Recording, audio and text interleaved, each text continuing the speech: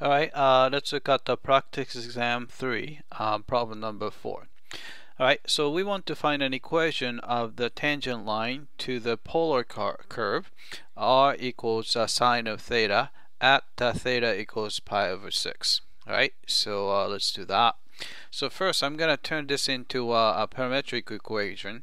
So we say x is equal to r times cosine of theta, and y is equal to r times sine of theta, right? But since r is sine of theta, so if you plug it in, so x is going to be sine of theta times cosine of theta, and the y is going to be sine of theta times sine of theta. So I'm going to write it as sine squared of theta, right? So this is x and y, right? Then first thing we need to do is we need two pieces of information. First one is a point on the tangent line, and we need a slope. Alright, so let's find a point. So in order to find a point, I'm gonna call it say x1 comma y1, right?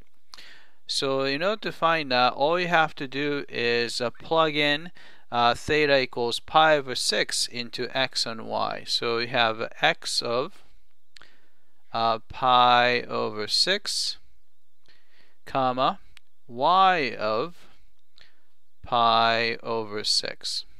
Alright, so what you get is going to be, let's plug in, so sine of pi over 6 is going to be 1/2, and times cosine of pi over 6 is square root of 3 over 2, so we have to multiply it together.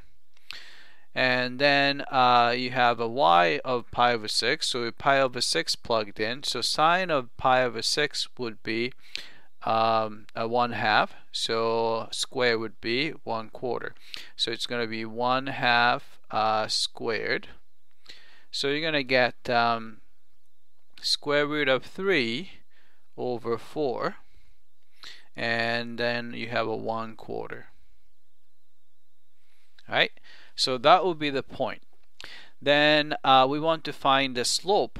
So in order to find the slope, we need to find the derivative. So slope,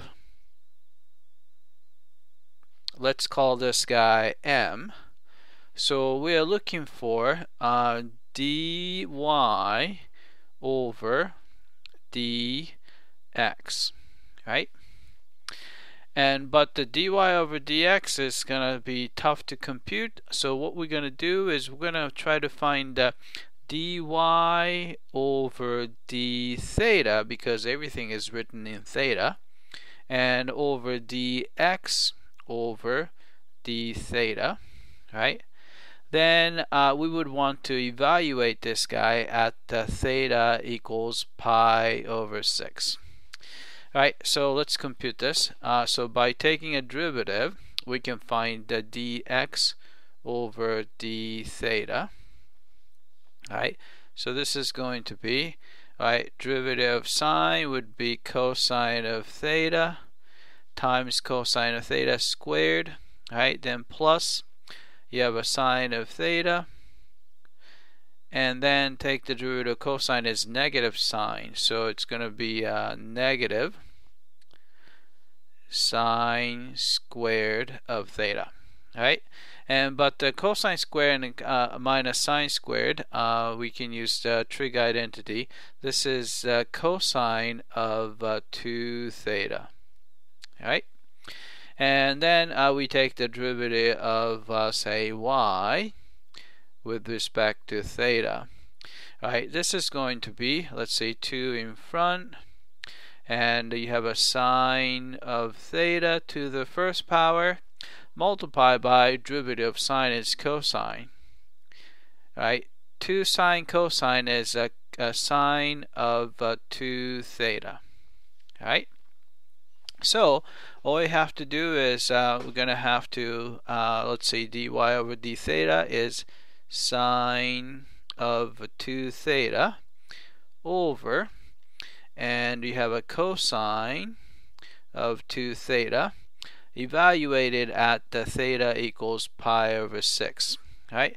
And also we can actually rewrite this. It's a sine over cosine, so it's actually tangent of 2 theta evaluated at theta equals pi over 6. So if you plug it in, so 2 times pi over 6 is tangent of pi over 3, right? So tangent of pi over 3 would be what, let's see, pi over 3 is 60 degrees, and tangent would be square root of 3. So we have a square root of 3. Alright, so we got that. Alright, so once we have a point and a slope, we can just use the point slope form. So therefore, equation is going to be y minus y1, which is 1 over 4, is equal to, slope is square root of 3 times quantity x minus x1 is square root of 3 over 4. Right? So that is the equation. That's an equation of the tangent line. Alright, that's it. I hope that this was clear.